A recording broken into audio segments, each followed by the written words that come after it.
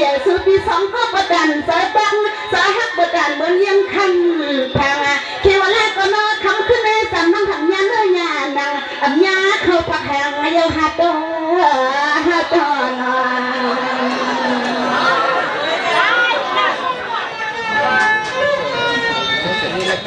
แต่ยังวิ่งไปคำสั่งที่สั่งก็อันห้องตำนานมานั่งรถที่หันดีก็เฮาคำว่านั่งสักพักมาดูสุพิสารก็ได้นอนก็เลยละเดียวงอปุ่นคอยนักกาบนขังเอาน้ำสามาค้าง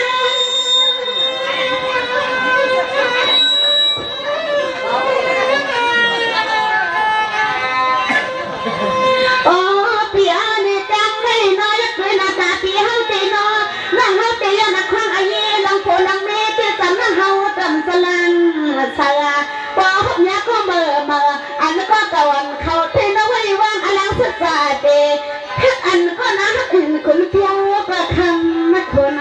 ยังไม่เห็นกามห้องอาจังฟังนับปีเตียนเลยไหมบนเรือคำไหนคำไหน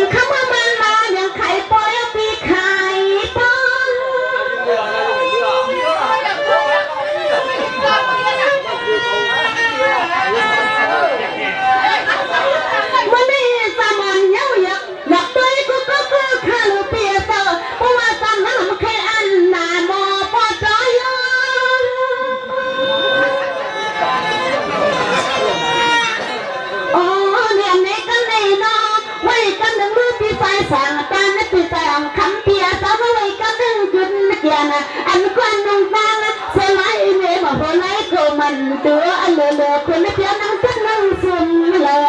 อ้อมว่ายังใจนอนคือมาพอไหนก็มันตัวอันเลือคนนักยานั่งจัดนั่งซุ่มเลยล่ะเมื่อไกลทันกันเหรอคะไหนนะมือเดี๋ยวไปขับพันเหรอคะเลยนะ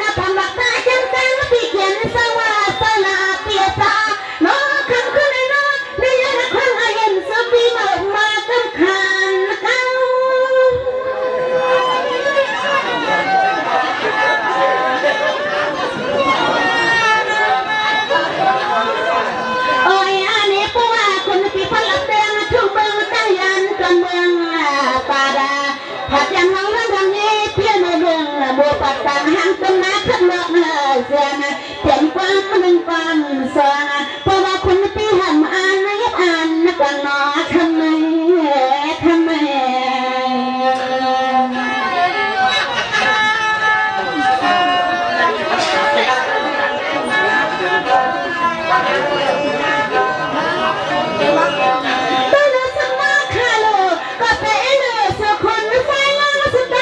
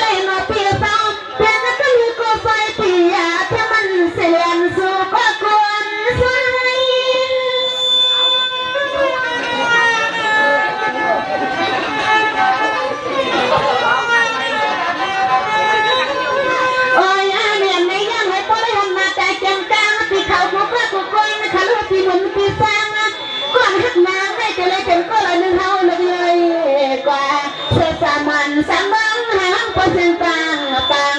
กันมาเข้าปะต่างมาใครคันไม่คันแม่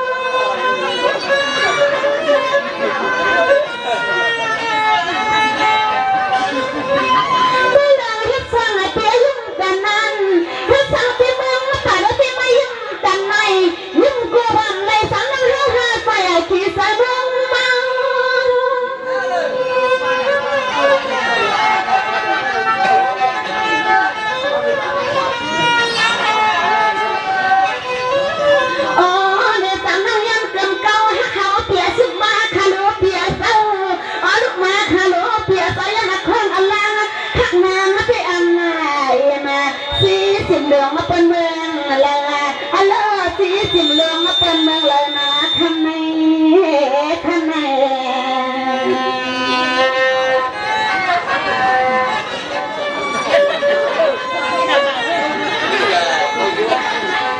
ฮัลโหลพี่เมืองมาป่าระพี่อาศิกูปันวันหังพี่ปันเปลี่ยนหังแม่ข้าลูกปันไปช่างในไทยสว่างปันปอทองเอาหน้าสมวัดนะแค่พี่สูง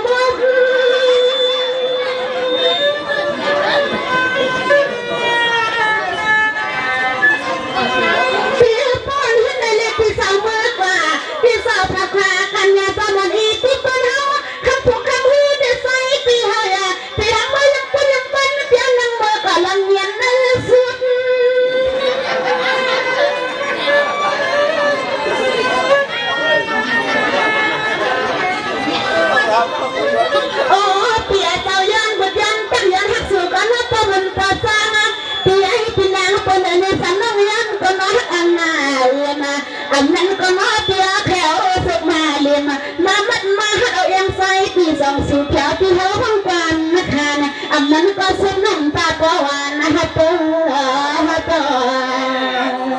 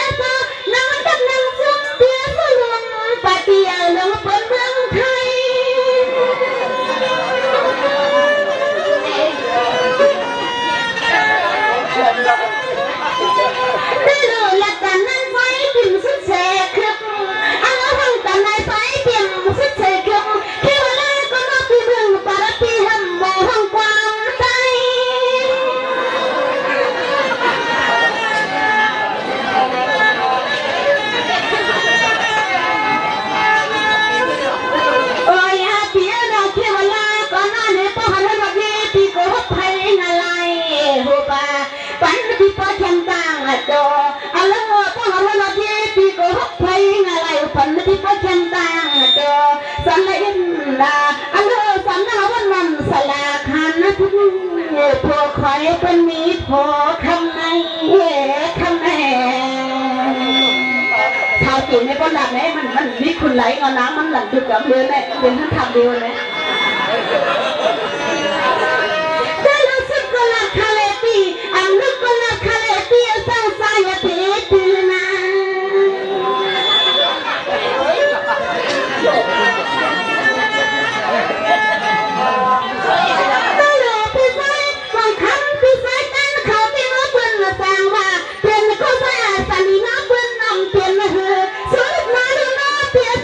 เ